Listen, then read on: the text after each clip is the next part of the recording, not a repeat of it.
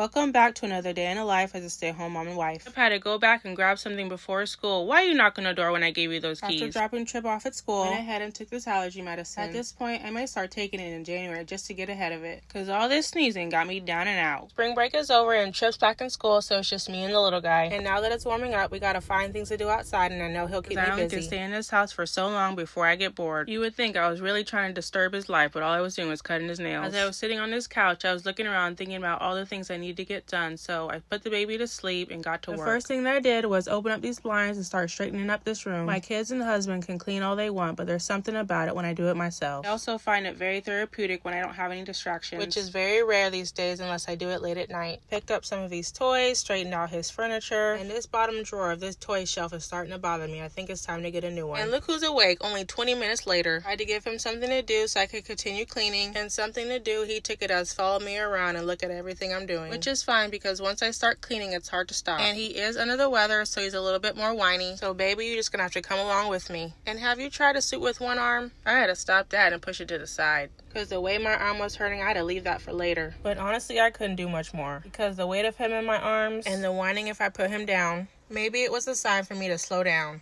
So I went from cleaning to having some one-on-one playtime to comfort feeding, which is exactly what he wanted anyway. By that time, it was time to jump in the car rider line to pick up Trip from school. We didn't do much else for the rest of the day. We just went to soccer practice and then started winding down for the next day of school. Good night. Bye.